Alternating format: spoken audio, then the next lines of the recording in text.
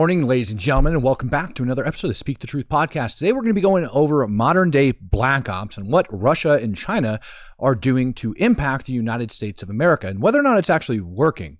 And believe it or not, this isn't just focused here in the United States. We're going to have to expand just a little bit because part of what Russia and China are doing are attempting to affect the U.S. foreign policies abroad. And in doing so, they're making America very vulnerable to attacks. And the way that they're doing it is through social media campaigns and also through disinformation, everything out there. And I did bring the receipts today. All of this was sparked after reading over the 2025 annual threat assessment by the Office of the Director of National Intelligence. It was very insightful for exactly what they were doing. You know, we see things going on over at UC Berkeley and we see the effects of what actually kind of like took part on the ground. And we have media people that are out there saying that, you know what, that wasn't violent at all. It was just, it is what it is. It was just this tiny little deal over there. But let's go take a look and see, you know, what's actually going on with it before we get into the main portion of the show and as people roll in here. And I want you guys to keep this in the back of your mind as we go throughout the program, because what it is it's disinformation being spread online in order to avert Americans' attentions from actual issues that are taking place. Flashbacks, or it was Groundhog Day, because UC Berkeley has a long history of allowing violent protesters to disrupt conservative speakers on the campus. In fact, in 2017, I actually got involved in a legal dispute where I was the lawyer suing UC Berkeley over very similar scenes. There was a series of 3 conservative speakers who wanted to speak on the campus, and the campus police and the broader Berkeley police stood by and allowed American citizens coming to see an event on an American public campus get violently assaulted, and the event never happened. And that's what we see here in this event. There was a sold-out crowd with Rob Schneider, the comedian, and in fact, only 1,000 people were allowed to enter. There were shenanigans with the ticketing, but a lot of people didn't come because of what we call the heckler's veto, the violent mob allowed to fester outside. And this is not protest. I respect protest. What we have here is a terrorist organization allowed to run wild in an American city, on an American campus, funded by taxpayers. It's illegal, and we won't let it stand at the Department of Justice. Cool. So a massive protest that's being allowed to take place. We have terrorists that are taking part in it and everything else. But what do we have that points towards any way that the United States is somehow complicit in that, or that China and Russia are somehow pushing it and moving our, U.S. policies in that directive? Well, it's pretty simple, actually. All right. So this is a portion of the ODNI's report that ends up going over China's what they call malign influence activities. So when you're reading over these reports, what you're looking at is malign influence activities, meaning what are they doing in order to affect the United States government? So here we have Beijing is likely to feel emboldened to use malign influence more regularly in the coming years. By the way, they've done this in the years prior. And the PRC actors have increased their capabilities to conduct covert influence operations and disseminate disinformation. For example, pro-China online actors in 2024 used AI-generated news anchors and fake social media accounts with AI-generated profile pictures to sow divisions on issues such as drug use, immigration, and abortion. So what is the one massive thing that we are seeing here inside of the United States of America? Well, we're seeing a massive division caused by this immigration issue, right? We've got people that are pissed off over deportations and everything else. And they're getting false information from places such as X and TikTok and lots of other social media platforms that want to sit there and push this virus into the U.S. of false information that is fueling these protests. Protests like we saw over at UC Berkeley, protests like we're seeing outside the Portland ICE facility, protests across America, to the point where we have people conducting what I would call political assassinations or assassination attempts. Yeah, say it ain't so. No, it's so, ladies and gentlemen. Good morning. All of these types of things, but that's just China, right? So now let's go over and take a look at what Russia is doing. Same report. Malign influence activities. Moscow uses influence activities to counter threats, including by stoking political discord in the West. Interesting. So through their online activities, they want to divide the West. They want to divide America, because as we're divided and we're focusing on these other issues, guess what's going to happen? Things like the U.S. Government ends up getting shut down.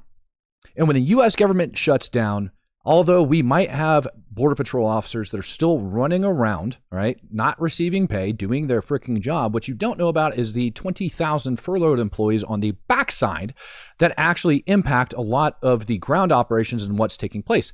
People like intelligence officials and things like that have all been laid off, and that causes a huge gap, an opening for people to slip into this country. It is a big problem.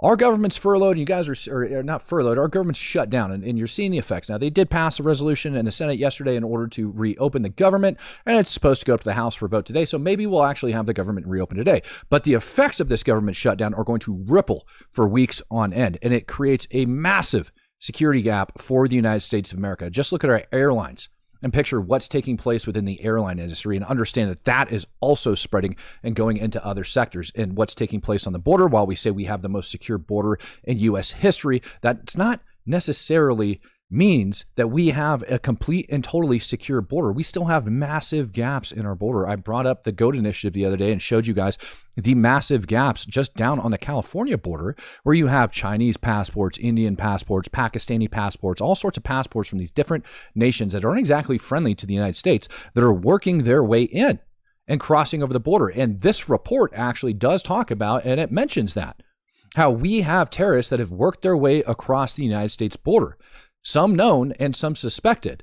So the government recognizes and understands that we have terrorists that are pouring across our border. And that's a very troubling statement when we're shutting down our government because of a divisive political issue, allowing people to come in and attack the United States of America. That's going to cause problems for us, particularly when we take a look at what happened over inside of, India. I think I ended up bringing this up the other day with the ricin attack that ended up taking place. I also didn't tell you that there was numerous IEDs, let me mute that. There's numerous IEDs that ended up detonating over inside of India as well. And those IEDs went off around about the same time that we had the Indian officials going around and rounding up these terrorists. And they had ricin. And I talked about ricin and how the 200, it had the capacity to kill 250,000 people. And the way in which this plot was actually supposed to be carried out should probably concern more people, to be perfectly honest. When we often picture terrorists, we were often looking and saying, well, you know what, these terrorists, they're likely a bunch of like Middle Eastern dudes, uneducated, pitchforks, everything else. No. That is not the case, especially in this one. Fox McCloud says, think about how the phrase civil war has become in the last 5 years. Bingo, Fox McCloud, you nailed it, sir. Incog Faraday coming in gifting out 5 Speak the Truth memberships. So now we go and we say inside India's white-collar terror network, by the way. They're calling it a white-collar terror network for a reason, because you had all of these different doctors that were on the board of this. It wasn't like these were just run-of-the-mill people. Listen, I haven't listened to this yet, but I'm inclined to open it up and play it. Oh, come on now.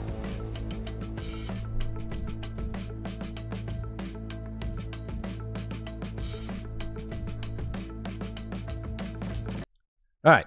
So you have all of these different doctors that were involved in this attack. There was actually a network of these people that were going in and doing it.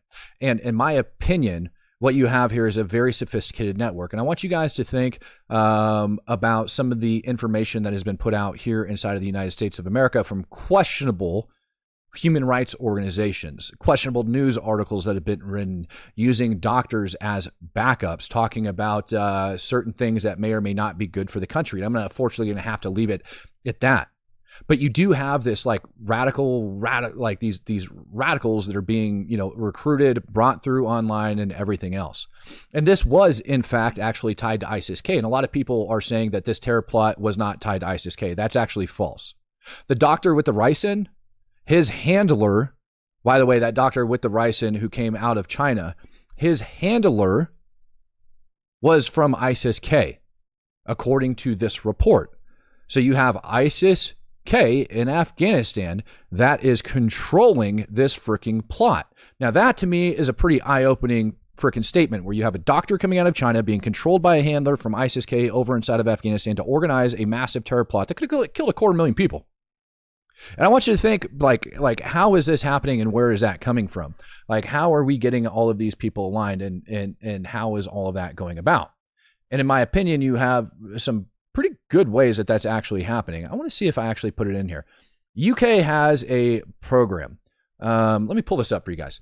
UK has a program that they end up taking and basically trying to re-educate people. I'm trying to remember what it's called off the top of my head, but I have it right over here. You can grab the link and put it up there. But it's got some pretty eye-opening things that we end up learning coming out of that. Mainly the amount of people that want to commit violence and the percentage that are actually affiliated with anybody. And so to me, when I look at this and I say, okay, well, the UK has actually been studying this. We don't really have a study going on inside of the United States of America where these people are coming from or what it is that, they're going after. But what we do have is we have the UK. And over inside of the UK, you have them trying to track and re-educate people and going into it. Give me one sec. Let me grab this.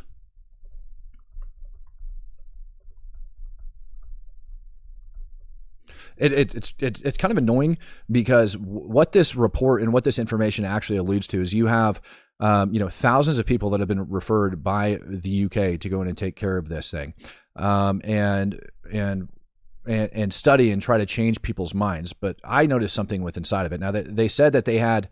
Let me see the name of this stupid ass project that they end up calling it. I'm trying to remember. Prevent. They call it Prevent.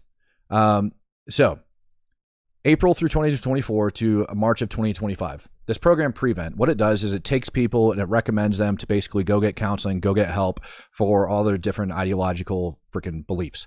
And Prevent had a total of about 8,778 referrals made over the time frame between March of 2024 and March of 2025. Now, the interesting part about that was you only had about 10% of those people, 870, who were linked to Islamic extremism. 21% were referred there under right-wing concerns, right? So like your far-right neo-Nazis and nut jobs like that. But this is the shocking part to me, which was 56% had no identifiable ideology. So if you have 56% of the people that are floating around that want to conduct terror attacks that don't have an ideology, well, that means that you are grasping for these people, right? They're floating out in the wind and you need something, right? These are sick individuals that want to conduct attacks that might not necessarily fit into anybody's ideological beliefs. And those are the people that they're actually going after in recruiting. And the way they're doing that is through these massive misinformation campaigns and disinformation campaigns. And I want you guys, because we're going to go through a couple of these, I'm going to give you one example right off the top about number one, political instability, and two, some of these disinformation campaigns that are actually like out and about, and probably what we're seeing is a revamp of some of them. Steve Walke just says, thanks, Matt. No, thank you, Steve. I really appreciate you. And Fox McCloud says, not saying you should agree with everything that Israel does, but they are an ally. Think about how difficult it has become for Israel and Ukraine. Oh, Fox McCloud, we're going to talk about that. That's exactly what we're going to be talking about. Why is it so difficult for Israel and Ukraine? Where did that come from? Is it America first? Is there false information being pumped out there? Or is there disinformation? Or is there a twisted narrative? In the debate that I had with Nate the other night, he had brought up the fact that the IDF hadn't participated and shed blood next to us during the global war on terror. And that was the first that I had heard about it. It wasn't a talking point. It was never anything that popped up on my radar, but I thought it to be pretty valid when he brought it up. It does affect me down to my core and to my soul. But then I had to go and research and look into it. And IDF, in fact, did want to help with the global war on terror, but you got to think about the countries that we were actually operating in. We were operating over in the Middle East, a bunch of Muslim countries. How do you think the Muslim countries would have taken it if we would have brought in the Israeli Defense Force and allowed them to fight alongside America? Well, that wouldn't have gone so well. And I use a prime example that I bring up all of the time. Back in 2016, when ISIS-K ended up blowing up a Turkish military vehicle outside of Kabul, and ISIS ends up writing a letter of apology for killing their Muslim brothers. They made a mistake. They thought they were targeting U.S. forces or somebody else. So they actually made an apology. So if that's how they feel about Turkey, imagine how they would feel about the Jews or Israel. Israel isn't even like technically Jewish. Right? You've got religions from all over, but they didn't want to call it that. So that's how they're going to look at it. And we're going to get into why they view it that way and how that became a big problem here in just a little bit. But the point is that that is a chunk of what I would call misinformation or partial truth designed to piss off the West. It makes perfect sense when you look at it from a veteran perspective and you say, you know what, Israel couldn't have helped out in the global war on terror because if they did, it would have made the problem 10 times worse. Instead, they're going to sit there and they're going to end up going after people. Careful using facts in same sentence with Nate. He watches 90-second TikTok videos. Yeah. I mean, well, you should watch TikTok videos, and that's something that we're going to get into as well. But this also spreads in different ways. German man with alleged neo-Nazi links arrested over darknet assassination calls. So when we look at modern day terrorism and how things are going down, it acts completely and totally differently. Now, what this guy did was he operated a couple different darknet sites, and he was collecting money via crypto and using them basically as bounties on political figures. Angela Merkel, Olaf Scholz, and judges and government ministers, all of them ended up being on like the target list for this to go down. And this isn't something that's old. This is actually something fairly new. This is from November 11th of 2025 that Germany actually went in and got this done. So you have, again, 40% of the people inside of the UK that want to conduct some major attack, but they need re-educated in some sort of way to like bring them back to the truth. That's the purpose of the program from what little I've been able to read on it. But that 40% are flapping in the wind. So when you have those people and you have disinformation campaigns and you have misinformation campaigns, you're able to then take and you're able to push and target a certain population and sow instability inside of the United States of America. This is one such campaign, in my opinion. I have absolutely no idea who runs this X account. Protect Kamala Harris. They have 111,000 followers. 111,000 followers. And they put this out. Admirals Lisa Franchetta and Linda Fagan were two of the highest ranking women in U.S. military history. They served our nation for over 40 years with honor and were fired by Hegseth and Trump for being strong women. That's a very interesting way of stating that. Incog Faraday says, I remember that. Not a gain for the coalition politics. Right. Now, this post is currently sitting out. It was put out yesterday at 8 p.m. or almost 9 p.m., pushing 51,000 views. I ended up seeing similar statements like this that were floating around online. You guys can go, you can take, and you can research these statements that are floating around online. What's the problem with this post? Well, one, obviously, it's designed to go and sow discourse into the United States of America. Strong women. I see Linda Liu says what? Now, you guys might remember back in December, I was actually talking about Linda Fagan, the admiral from the U.S. Coast Guard. And the reason I was talking about her is because of this. This is from August. Coast Guard Academy ignores decades of sexual assault, U.S. Senate report says. This woman actually got drugged before Congress, refused to cooperate, refused to turn over the different reports and everything else that had to do with the sexual assaults inside of the United States Navy. That's why she got fired. She was refusing to comply with the congressional freaking request in the congressional investigation into this. She was purposely dragging it out. It appeared as if she was hiding not only the freaking offenders, but also protecting the senior officers and everybody else that was responsible for allowing this crap to happen. But what's floating around on social media right now? This. Why? Why is this the narrative that's being pushed? Do we think that hardcore leftists in the United States of America want to allow people who cover up rape in the U.S. Coast Guard? No. We don't want our highest ranking officers that cover up rape to be there. And yet this narrative is what is currently being pushed on social media, attacking Trump and Hegseth, when this is clearly unacceptable behavior. Now, I haven't looked into Lisa Franchetta yet, but I got a feeling she's probably got some other dirt on her that ended up getting her fired. Could be wrong. So Lisa, pardon me if that's incorrect. But it certainly seems like Linda Fagan had every single frickin' thing wrong when it came to helping the federal government and figuring out what the hell was going on with rape and the cover up at the Coast Guard Academy. And that's being pushed here. Then we can talk specifically about what they said that they were going to be targeting, right? When we go back and we look at what was it that China wanted to go after? Well, China wanted to go after immigration. It's right down here. PRC actors have increased their capabilities to conduct covert influence operations and disseminate disinformation. For example, pro-China online actors in 2024 use AI-generated news anchors as fake social media accounts with AI-generated profile pictures to sow divisions on issues such as drug use and immigration. And the major issue right now that's got our government shut down is SNAP and illegal immigrants receiving government assistance. So it's immigration-related issues. And it's caused our government to shut down. And we have people here inside of the United States of America that believe these false narratives that are being pushed very, very hard online.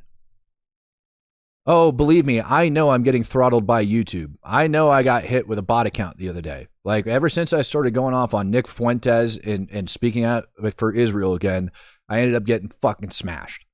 Of course, God forbid you actually speak the truth, because you're going to end up getting smashed by everybody else. So, yep, bot attacks end up happening. I'd bet that I actually have more concurrent viewers over on X right now than I have over here on YouTube. It is freaking shocking that this is actually happening. I ended up watching it go down. So if you guys want to help this out and you want to help beat that freaking bot attack, feel free to smash the like button for free support as many times as humanly possible and share it, because that's exactly what happens. And again, who do you think it is that's sending these bots after accounts such as mine? Do you think that it's the United States government doing it? Do we think it's pro-Palestinian people? Like, who do you think it is that's actually doing it? Russia has hated me for a very long time because of my reporting on Ukraine. And that's all I'm willing to say about that. The Islamists hate me because of everything else that I'm doing. No hype here either, Matt. It's bullshit. Yeah, I agree with you.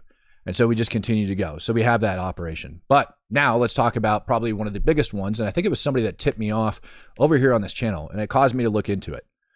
This is a very in-depth report. We're not going to be going through this entire report, but it's called Operation SIG, Soviet Union's Propaganda War Against Israel. Now, 1967 to 1988. This actually details and outlines how the Soviet Union was responsible for establishing and pushing the PLO, making sure that they were involved in all of the PLO's elected officials, getting in and behind Yasser Arafat, getting in and behind tons of different freaking people to push a narrative. The other thing that they ended up doing is what we're seeing modern day today here in the United States of America, where we have this information campaign that is being pushed and launched against Israel. A lot of them are false narratives. Some of them are, how do you want to say, like borderline, like selective in information to make it steer and appear as if it's operating in with a certain direction.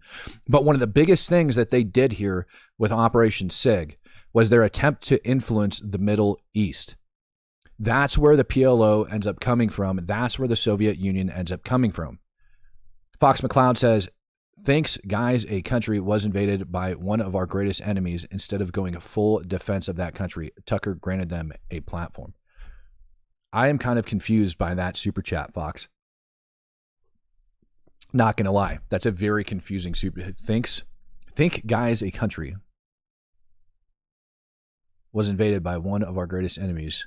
Instead of going full defense of that country, Tucker granted them I have no idea what that even means, man. That's not English. Please just tag me in a comment and make it a sentence that I can actually understand. All right, I tried really hard to understand that. So we had them going over into the Middle East and influencing everything that was happening, and it lays it out. And one of the biggest things that this actually has, and it was part, and by the way, we get this information from KGB agents. If you weren't aware. So a lot of the information that I'm talking about right now came from KGB agents, and it was a lot of them that were involved in this. Repeat a lie often enough, and it becomes the truth.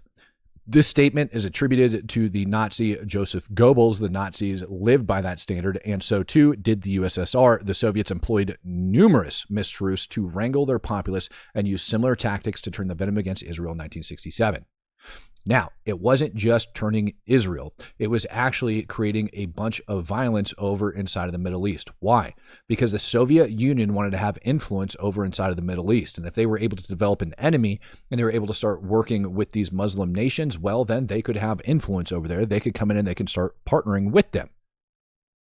Does that make sense? And so a lot of the instability and stuff that is being caused over in the Middle East is actually the fault of Russia. And when you take a look at who Russia was partnered with over the last umpteen years, they were partnered with Bashar Assad over inside of Syria. Yeah, he wasn't a very good man.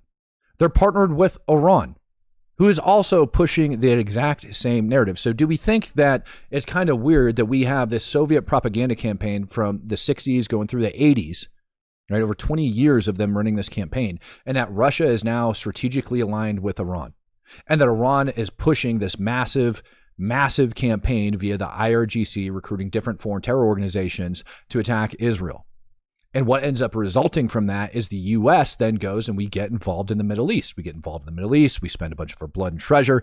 And then also you have different ways modern that this can actually help out, where you have the Houthis shutting down the Red Sea. We devoted multiple aircraft carriers, multiple freaking bombers, all sorts of crap over into that region, trying to take care of it. So you got Russia pushing this information campaign, causing all of this crap. Well, the other thing that ends up doing is it creates the big Satan and the little Satan.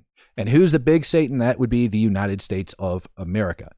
So not only is Russia able to go and get a bunch of influence across the Middle East, start using Iran as a puppet to start pushing terrorist organizations to go and start attacking Israel, but also we have Iran pushing the narrative of the big Satan and the little Satan. And that is where we get these terror plots that are coming from against the United States of America. That's where we get these Islamic foreign terror organizations. 40 to 50%. Think about that. The vast majority, overwhelming majority of foreign terror organizations listed by the United States of America are Islamic terror organizations. And Russia went into the Middle East and started pushing that campaign back in the 60s, 70s, and 80s. And today, the end result of that is the U.S. had a 20-year global war on terror, sucked our economy to crap. If I end up taking and show you where all of our national debt really started to spike and skyrocket, it was from the emergency spending, from those global wars on terror, followed by COVID, which originated over in China. So two of the biggest causes of our national debt ended up coming from emergency spending stemming from communists, either Russia or China. And even today, when we look at what's taking place, we have false information being spread in the United States of America via social media campaigns that's sowing discourse, causing our government to shut down, allowing those people to work their way into the country. And that's just not me, dude. Those are just facts. Those are facts stated by the United States government in our 2025 annual threat assessment, stating that known and suspected terrorists have made their way into the United States of America. And they weren't talking about drug runners at the time. They were specifically talking about actual Islamic terrorists making their way in the U.S. wishing to do harm. And when we have ISIS-K inspired attacks with ricin taking place over inside of India, alongside massive VBIEDs exploding, killing dozens of people, it makes you wonder how long it's going to take for that to start kind of creeping its way into the United States. Mike Silva says, Matt, is the present day America the America that you served to protect? Because it's not the same America I served to protect. Mike, do I think that this is the present day America that I served to protect? Yeah, it's still there. I still have freedom of speech to an extent, but it's being taken away. It's a hate crime to misgender people in several states in the USA. Can't do it. It's illegal. You get slapped with a freaking, I think it's a misdemeanor in both states that I'm aware of where it takes place. Stuff that we see over in Canada. You know, you might not have agreed with, a lot of the things that Nate from Valhalla VFT was saying the other night during the debate, right? You might not have agreed with a lot of the things that he was saying, but he specifically mentioned what was taking place over inside of the UK, how many people have been arrested from Facebook posts and all of that other stuff. That is a very dangerous precedent. And oftentimes the United States trickles just right behind the UK. Now, those same effects that, and I'm saying America focused here, right? Staying America focused on things. But as we talk about America, you have to understand that our politics tend to trend just a couple of years behind the UK. Steve Walkie says, just facts. Thanks, Matt. No, of course. Thank you. So it tends to trend just a couple of years behind the UK. Does it in fashion and also does it in politics. We see a bunch of left politics being pushed in the UK. Slowly it starts seeping its way over into America. Why? Because we end up having social media influencers. We end up having like news anchors that come out and they state, well, it's working over there. Why isn't it working over here? And where do they get those ideas from? Where does it catch trend? All of that stuff is trending on social media and is being backed and is being pushed by foreign actors like Russia and China. And yes, also Iran. Iran had failed attempts on U.S. soil to actually kill people. That was also listed in that report, that Iran's trying to kill people in America. That's a fact. So all of these things that are happening abroad are directly impacting the United States of America. People don't think Iran is our enemy. Bull crap. They're actively trying to conduct assassinations here inside of the United States of America. Absolutely ridiculous. TikTok ban. Everybody thought it was a horrible thing. How many people do you know? Go talk to college students and see where they get the bulk of their information from. I was debating somebody the other day that said that they get their news and their information from TikTok. Having built multiple accounts over on TikTok, I can tell you that while I was pushing Israeli agenda or America first Israeli agenda stuff, or just speaking facts about the war that was going on over there, my account was constantly getting shut down. Constantly. I was getting bot attacks over there. I was getting mass reported. Like all sorts of crap was happening just against those accounts in order to suppress my narratives. When I would open a new account and I would go on there and speak, I'd get 40, 50,000 views on the first video I posted with 0 followers. Because people know my face, they know my name, they know what I'm talking about, and they see my face and they push it. But TikTok wasn't following my voice. They didn't know I had opened a new account or anything at the time.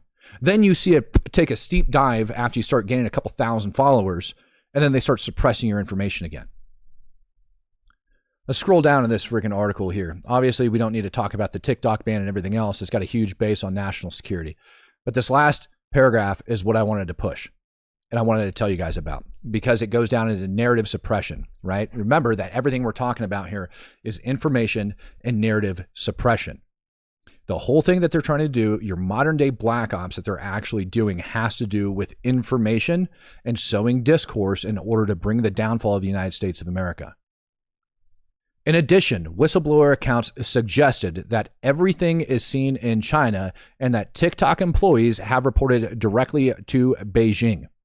This is mainly due to ByteDance being a Chinese company, thereby obligated to comply with the CCP legislation that governs data collection. On March 17th, 2023, the Department of Justice opened an investigation into ByteDance for surveilling American journalists through TikTok. Say that again. March 17th, 2023, the Department of Justice opened an investigation into ByteDance for surveilling American journalists through TikTok, including tracking their digital activity and physical movements. According to a Congressional Research Service report by ByteDance, TikTok's parent company has admitted that employees improperly accessed the user data of journalists in an attempt to identify sources behind leaks within the company. That's what ByteDance says. Leaks within the company, that's why they're going after journalists. Well, why in the freaking world are you following around different physical movements of journalists? And how widespread is that actual issue? When you are putting out, and they say journalists, which by the way could be anybody. So anybody that has a TikTok following, has a decent platform that's pushing out messages. China was tracking your movements. China was digging into your information. China was suppressing it. That is absolutely freaking appalling. And when we start talking about America first, let's identify that. America first. Journalists being targeted by China. Journalists being tracked by China. And when China has close ties with Russia and Iran, and you have Iran that's conducting assassinations or trying to attempt assassinations here in the United States, when Russia's got ties with foreign terror organizations from it pushing itself over inside of the Middle East, when we have 40% of the people online that are trying to conduct violent attacks and they just don't know where or why, and you can go online and you can recruit these people and you can cause them to do other things. And TikTok knows the actual people that are out there conducting some of the most effective campaigns on social media, influencing the younger generation. Now, all of a sudden, we have a frickin' problem, because what you have is you have the ability for China to pass information off to foreign terror organizations through different countries in order to come after and target the United States of America. Which is why I go back to the ricin attack over inside of India, and we start looking at the major problems of this.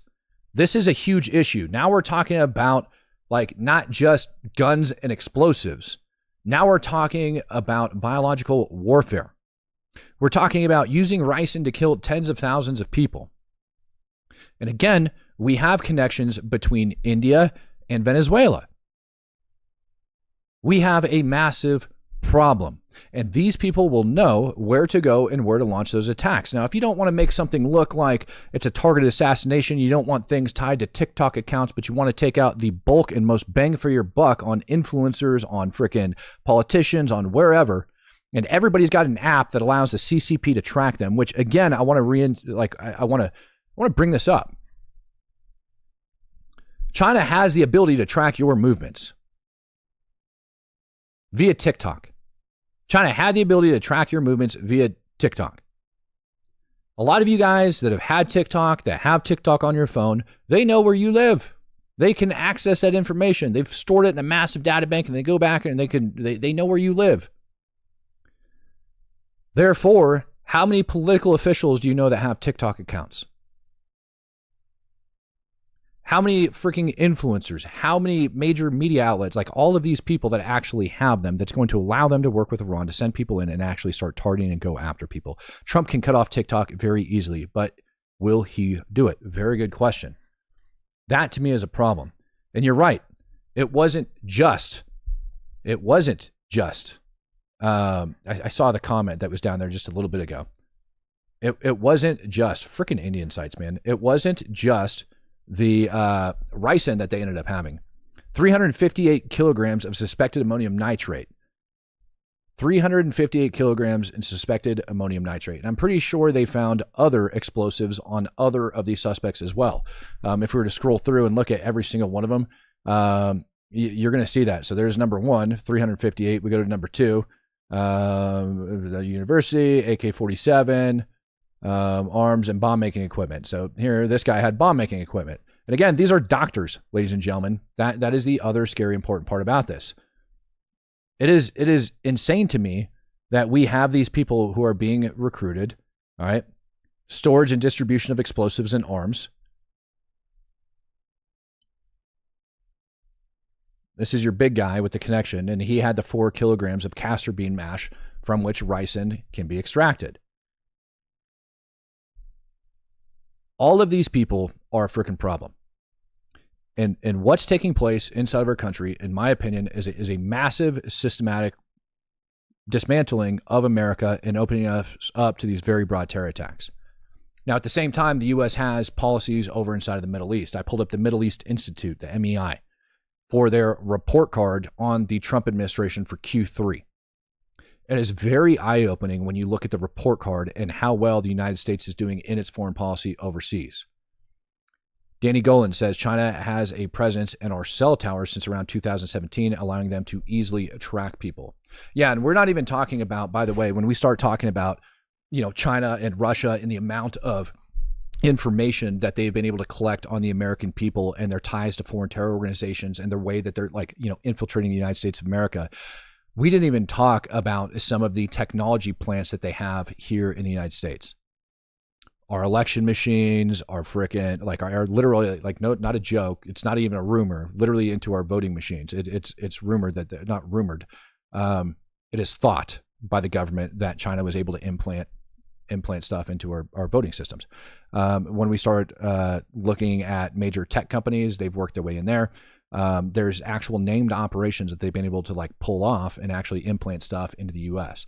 So this isn't some sort of made up myth. This is literally what's happening. And America is so focused and divided because of the social media campaigns that's pushing false narratives that's ripping America apart and causing massive security gaps. Aliwei Jun says, I lived in China for a couple months. They listen to phone and read emails.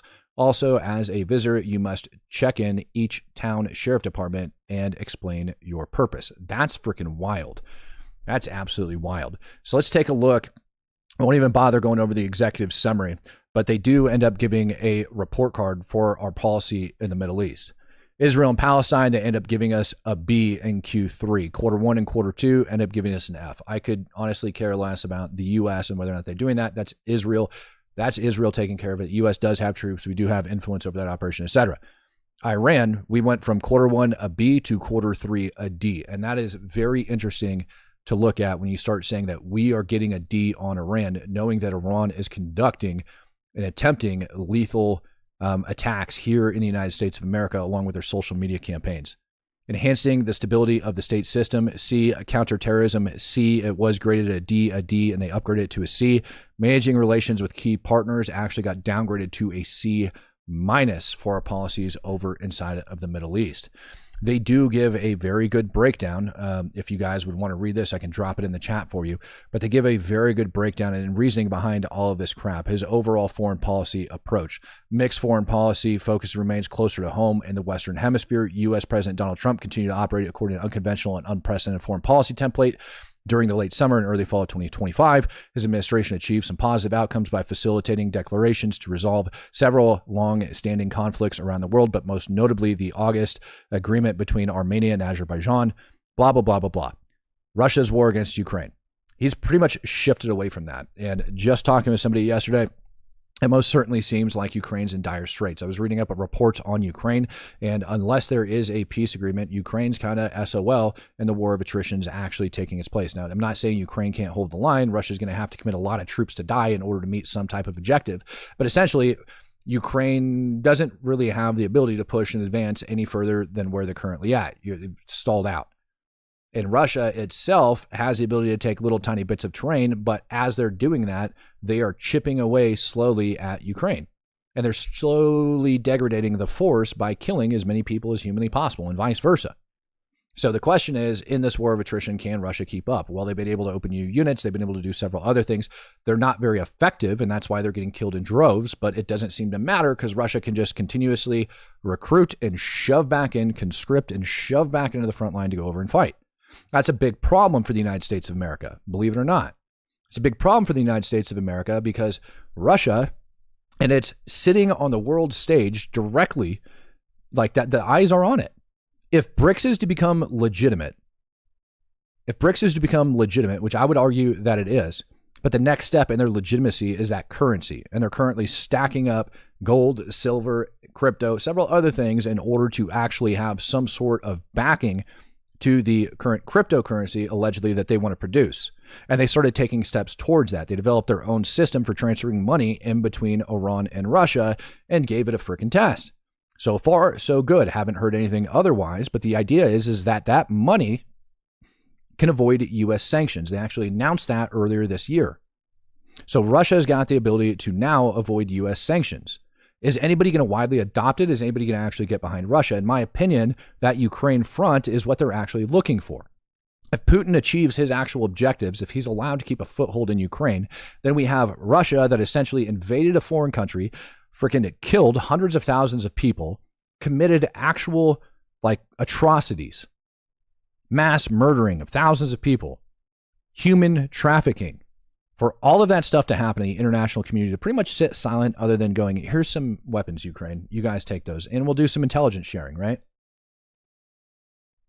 Now, if Russia is portrayed to come out victorious, which is going to be one on the social media campaign space, then BRICS is going to get this rise, right? BRICS is going to get a lot of legitimacy behind it. And you're going to have people that are signing on to that currency. Saudi Arabia got offered to join BRICS, and they didn't turn it down, but they also didn't accept it. They're sitting in kind of limbo right now. Now, if Saudi Arabia ends up getting on board with BRICS and all of the oil and everything, if the petrodollar ends up turning and transferring over into a BRICS currency, the US dollar is SOL. You might see something near as high as 20% inflation. And right now, we're kind of placating over inside of the Middle East with our U.S. foreign policy. We're making deals with Jelani, which pisses me off. But a lot of that has to do with Saudi Arabia. After Jelani declared himself president / was elected by not very many people, right, over in Damascus, one of the first places he went was, not one of the first places, just a couple days after he got elected, he went into Saudi Arabia and met with the crown prince. From there, he went and he flew his happy butt over into Turkey. So that's the influence over on that region that we're currently fighting. So by Trump getting behind Jelani, I think what he's trying to do is help to influence Saudi Arabia, because Saudi Arabia ends up joining up with BRICS, we're SOL. I also believe, yes, the little tinfoil hat moment of me goes down into that Epstein might have something to do with it, but that's neither here nor there. Aggressive immigration campaign. Between late summer and early fall, most of America's attention was focused on domestic issues, including questions about the durability of constitutional checks and balances, as well as democratic norms. Trump 2.0 continued to press the limits of executive authority on several fronts, particularly in seeking to implement its harsh immigration campaign to arrest and deport illegal immigrants without due process. Trump deployed federal forces and National Guard troops to the streets of several U.S. cities, including D.C., fight crime, blah, blah, blah, blah, blah, blah, blah. In July, budget and tax law continued to drive much of the administration's activity on the term. Now, with this immigration issue that we're pushing here in the United States, and in my opinion, a lot of false narratives that are being pushed on social media. And by the way, it doesn't have to just be, Chinese or Russian ran accounts. They can actually take and they can boost posts with bot engagement to actually have bots positively engage with accounts in order to boost that narrative around the United States so they can find those different posts. So when you see those common campaigns like the one that I ended up showing earlier with, where'd that lady go? Where'd she go? Crazy freaking lady. Where'd she go? Crazy lady. Nope. These ones.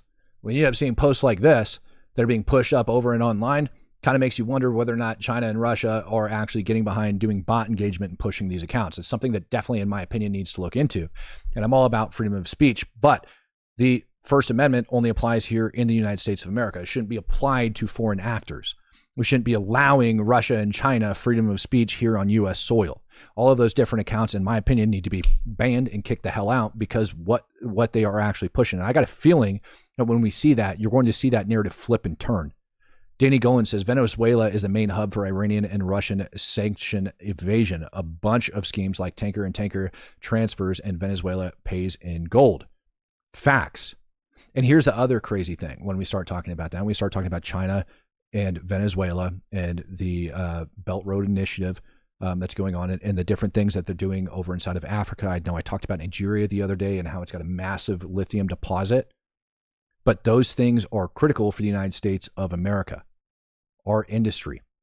That same report that I was reading over about threats to the United States of America had to do with Chinese mining and how China plans on taking critical assets like lithium and holding on to it to actually control the price, thus causing inflation around the world. So China right now is running around scooping up all sorts of critical minerals, all sorts of different assets.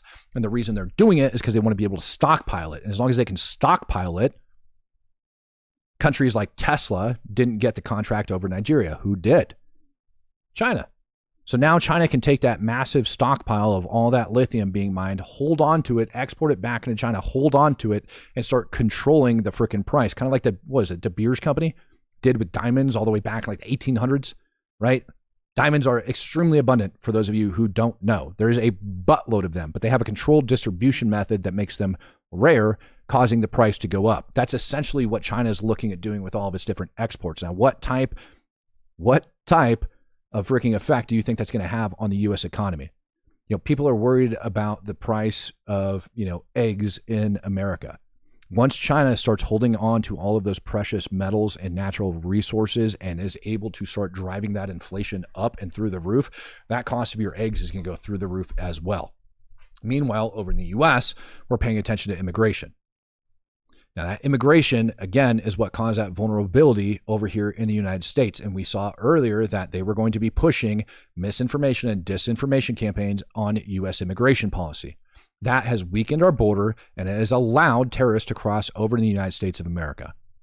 Wayne Quigley, what about the UK and Canada stopping sharing intel with the US and South America? USA should cut logistics to the UK as this goes against the Five Eyes Agreement, right? Well, the Five Eyes Agreement, if I remember correct, isn't about stop sharing of intel, right? The Five Eyes Agreement, basically what you're referring to with like mandatory sharing, the mandatory sharing goes down to intelligence that's going to harm that other nation. So if, I can't remember the words right now off the top of my head. So if there is information that is going to like harm citizens of that country or threats to those citizens abroad, then it's like a mandatory share, which is how that works. So it doesn't say that you're sharing all things every single time, but that mandatory share goes down to things that are going to affect us abroad. Trump focused on military operations on alleged drug traffickers. And again, it's not even in the top 5 countries that are sending drugs in the United States. Mexico up to the top at 85%.